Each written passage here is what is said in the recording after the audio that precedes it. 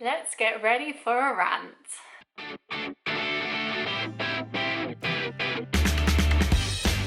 Hi guys! So today I wanted to talk about a topic that has been playing on my mind ever since I watched it, and that is the documentary that came to Netflix recently called Seaspiracy. Now, if you haven't seen it, Seaspiracy looks into our oceans and what is happening with our oceans right now.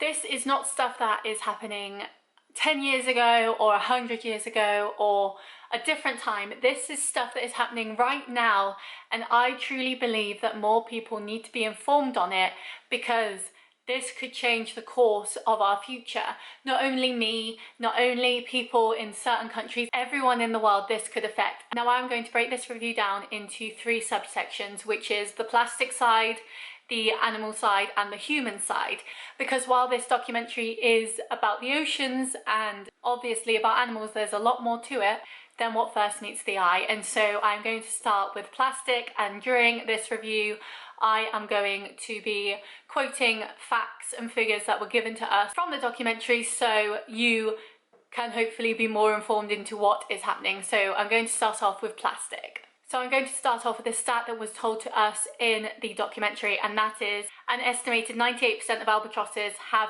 plastic in their stomachs.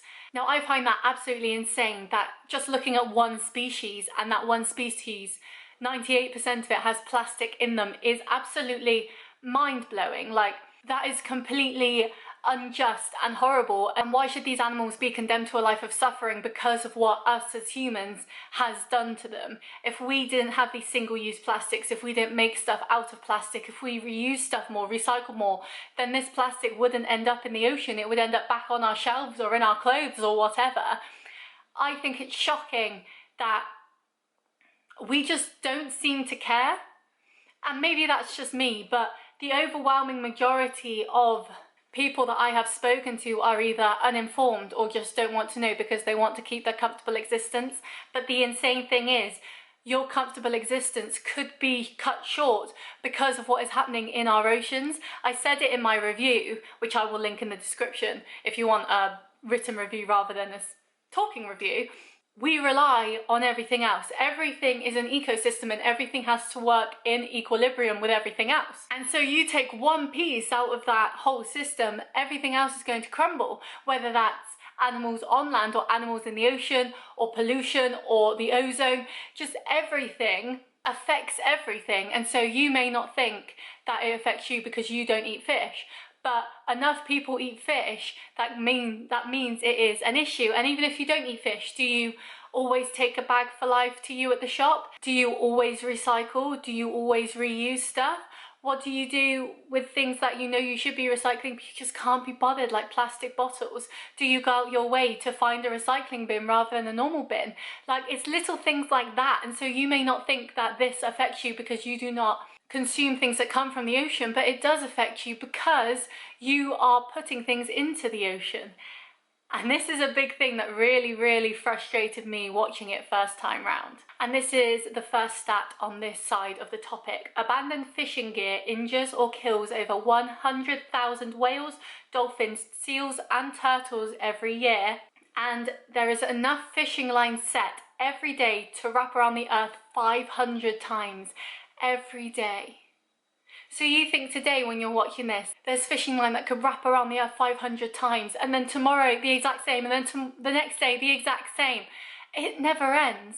And I think this is a big issue for me with this documentary, is as I see it, it's always the little man that has to change everything. It's always us being told to not leave your TV on standby, or if you're not using an appliance, turn the plug off, or use reusable straws, use paper straws that aren't even recyclable. Like, we are constantly being peddled as normal people that we have to do all these things to save the planet, yet corporations don't do that. I urge you, if you live near a big city, one evening when it's dark and all the shops are shut, just wander around the city and see how many shops still have the lights on. They can say it's a security measure and it stops burglars coming in and stuff, but why? We're constantly being told to not leave things on standby and to reuse and recycle, but these big corporations never turn their lights off in their shops.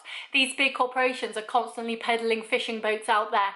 These big corporations are using fishing equipment that doesn't just damage the ocean when it's been used and is just discarded, but also damages the ocean while it's in use. So while they're collecting the fish in these giant nets, they're collecting other things that they don't mean to catch. So say they're out there catching cod, for example. You can't guarantee that you're only going to catch cod. And so these big fishing boats with these huge nets will go out into the ocean and they will wrangle up all these fish, and they might get a load of cod because that's what they're hoping for and is in their water. But they're also catching byproduct. They're catching other animals that they don't mean to catch. And just from the stress of being in that net, just from being out of water so they can move the fish to the giant buckets and stuff, they can die so easy and they just get discarded. Fishing vessels do not care. They're out there to do their job and make money, and if that means that they've got byproduct of sharks or dolphins or turtles getting caught in their nets too, well, they can't make any money from that animal, so we'll just discard it back into the ocean and let it die from the stress. You know, like, we're affecting the ecosystem so much, and with these giant nets, they go across the seabed and they can destroy things on the seabed as well. So you think coral reefs that are huge, beautiful areas, they're all being destroyed, you know, they're being sun bleached, they're being ruined by this whole ecosystem that's gone crazy, and it's so messed up. But what's the reason that the fishing boats are out there in the first place? Us. I have been vegetarian now since last July. I still eat meat when it's served to me, but when I cook at my, as I've said before, when I cook at home, I only eat vegetarian stuff because I don't like the thought of eating meat because of animal welfare. And so if people started cutting down on animal product, if people started cutting down on eating this food, then there wouldn't be so much of a demand for it, and there wouldn't be so much reason for so many boats and so many fishermen to go out there. And you can do the whole, oh, what if they lose their job? What if they lose their livelihood? Would you rather they lose their life? Because, and another stat from the show, by 2050, there will be more plastic in our oceans than fish. I'll let that sink in for a minute. By 2050, 29 years away, I'll be 54. That's not very old. As you think human lives are getting longer and longer with like the better medicine and better life care and stuff, I'll be 53 and the ocean will basically be dead. There will be more plastic in our ocean than fish, but you're still going to carry on eating fish. You're still going to carry on being ignorant in your own life because you don't think it will affect you. Let me tell you, that will affect you. That will affect your children. That will affect your children's children, if they're even able to be born. Because the amount of plastic going into our oceans at such a rapid rate is going to affect our food, it's going to affect our water supply, and it's going to affect us. A big thing in the documentary that took a hold on me was mercury, and how fish are getting a lot more mercury into them, and then the bigger fish come along and eat them, and then they've got mercury, and then the bigger fish, they got mercury, and then those fish are the ones that are put on our plate. Where do you think the mercury is going? Do you think mercury is a good thing for you to have in your body? Not really. And so you may think, oh, this doesn't affect me. I don't eat fish all the time. I only have fish on Fridays. That's still not good. You're still buying into this world and this culture of over-consuming. People need to stop eating so many animals because these animals aren't forever. You can do fish farms, but as it's shown in the documentary, they're horrid places. These fish are in these giant buckets in the sea, just surrounded by their own waste, and they're dying because their waste is getting back into them, and they're overcrowded, and it's not healthy for them. And if it's not healthy for the fish, do you really think it's healthy for you to eat? Even them putting sustainable, I've gone on a tangent now, but even them putting sustainable signs on like cans of tuna and stuff. It was shown in the documentary that that can't always be true. You can't always guarantee that canned tuna is sustainable or is okay for wildlife. You can't always catch sustainable tuna. You can't always catch the animals that you're hoping to catch because there's so many more animals around them. It was a stat in the show that up to 11,446 sharks are killed as bycatch every hour. Every hour, over 11,000 sharks are killed. Do you think that's okay? Imagine if every hour 11,000 people died. People were up in arms about COVID and about lockdown and about people dying every day. But that's every hour. Just imagine how insane people would go if 11,000 people were dying every hour. But it's fine because it's the fishing industry. It's fine because it doesn't affect me. It's fine because I don't eat fish. But yeah, I don't recycle this because that's too much effort. So many animals are in pain because of our own greed. Because I don't like dark chocolate, which is vegan. I have milk chocolate, but then a cow has to be in pain and have its kid taken away from it just so I can get that milk for my chocolate. Is that right? That's not right. That's disgusting. And I think it's horrible how blind we all are to it because we just don't want to know. But we have to know because it's getting to that point now where if we don't do something about it, it will directly affect us. Our parents and grandparents could have looked at it like, oh, it won't affect me, oh, that's way in the future, but this is on our doorstep. This is happening right now, and if we don't do something about it, it will affect all of us, and I'm almost certain that the life that we should be living and the way we should be going will be cut short because people have to eat fish. People can't recycle. And I think we as a world, number one, need to take more accountability for ourselves and do more of what we can. But also number two, we need to hold these companies accountable. Because while we can do 10 times better, their 500 times worse, our 10 times better won't even matter. We can do all we can to stop this happening, but those corporations do so much damage that even all of us banding together and doing something won't make a difference. We need to hold the big corporations accountable and say, look, you're killing us. It's your greed and your mess that is killing us, and it's messed up and it's wrong. And we can't stand for it. I think even if everyone decided to not eat fish for a week or a month, they'd crumble because they need us. They need us to consume what they're giving us. If we just decided one day, nah, I don't want it, what do you think's going to happen? They're going to crumble, and our ecosystem, much like we saw in lockdown 1 back last year, will start to heal itself. Animals will be able to thrive again. Things will come back to life. The world will be healing. But we're too selfish to do that, aren't we? But what if I told you it's not just about the animals, and it's not just about the plastic, but it's about humans too? Because who do you think runs those boats? And do you really think that they're the most consenting people? Because I'm here to tell you that they are not. Slavery in the seafood industry is reported in 47 countries. Think about that. 47. That's insane. And so if you don't care about the animals, surely you should care about your fellow man. Surely you should feel some remorse for the people who are being sent out into these fishing boats to catch the fish that you want.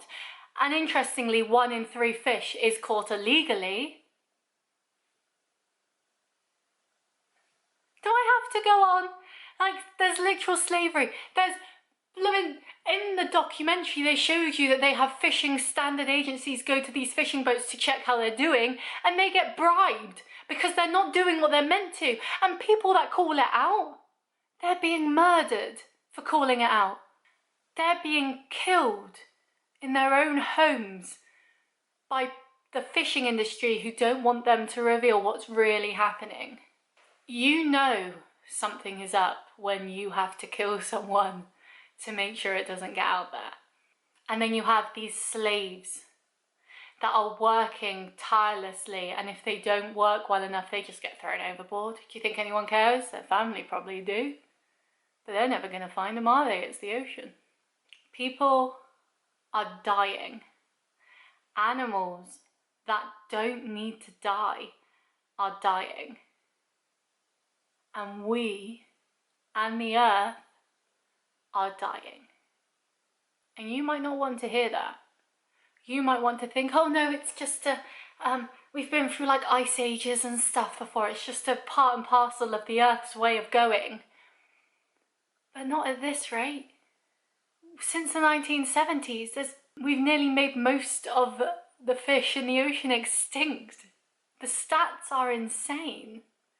And you think that's okay? 50 years. We've nearly killed off a whole bunch of species. That's fine. Won't harm us. Why do you think people are really looking into eating insects? That's not a joke. Because that might be our future. Because luckily insects are in an abundance. But you know why insects are in an abundance? Because we're not eating them yet. But I'm sure we'll be able to make them extinct too. It's insane. And I don't get why more people, I do get why more people aren't talking about it, because they're scared and they want to live their comfortable lives and they want to just sweep it under the rug and forget about it. But it's coming to that point where we can no longer sweep it under the rug because the rug is this big, and soon the rug will overtake us and we'll be swallowed in a pit of rubbish and plastic and death, and then we'll die. You don't think it affects you, but it does. And it's scary. And you need to start taking accountability and holding others to accountability too, to make sure that our families and even us as human beings individually have a future on this planet. Because right now, it looks like we might not. And I don't know about you, but I plan on living a long life. And I'd like to keep it that way. I'm going to put up some more facts and figures here as I continue talking, because if you're not going to watch Seaspiracy, I feel it's my duty and right to make sure that even if you're not going to watch the actual documentary, if you are watching this video, I can get across as much of the documentary as I can with my words, because we need to do something about this. We cannot let our world die because it's the only one we've got. And really, if Elon Musk or Branson or whoever makes a shuttle to go find a new Earth, do you really think you'll be part of it? Are you part of the 1%? No, well, you're going to be left on Earth to die. Enjoy that fact. And I won't lie, this video has been quite heavy, and I'm sorry for that. But it's the harsh truth. What am I meant to do with it? Am I meant to just watch the documentary and think, oh, that's sad, and carry on? Because I'm not willing to do that. I care for people too much, and I care for animals too much to allow all of us to die based on our own human greed. And this isn't going to be a watch a documentary and one video made and one review written and I move on. Because I'm not like that. Every movement starts with one person, and I want to make sure that I am doing my best to make things better, which is why I've already looked into my diet to see what more vegan stuff I can eat, making sure that when I buy random things like crisps or corn, which is already vegetarian, or milk, making sure that all those elements that I will be consuming for myself will be as vegan as possible. Because I feel with this sort of stuff, you can scare people and scare them away. So they will still be frightened by the information that you give them, but they won't know what to do with it. They'll just be scared. And I think part of it has to be that you look at the information that you're given and you think, okay, what can I do with this information in my own life, and how can I influence other people to do better in their own lives. That doesn't mean going cold turkey and changing up everything. You can do it in small steps. And I think that's a big part, is you have to do the steps that you can do. Because even if you only eat meat on the weekends and don't eat it in the weekdays, that's better because you're consuming less. If you change from omega-3 capsules that have fish oil into plant-based omega-3 capsules, that's better because suddenly you're not having a load of fish be killed because of tablets that you want to take, you know?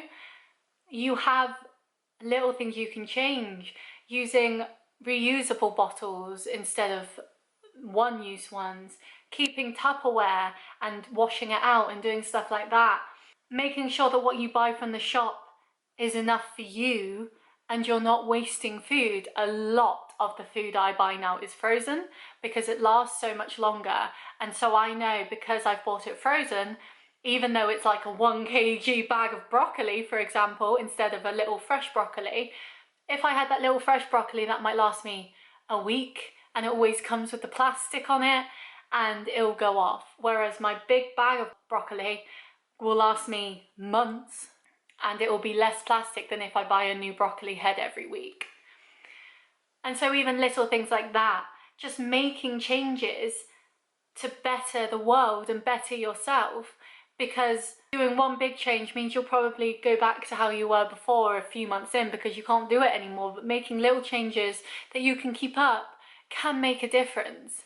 And I think the biggest part for me is holding companies accountable for what they're doing, signing petitions, using your voice, speaking up about injustices like whaling in Japan again, which is barbaric and ridiculous, and I hate it.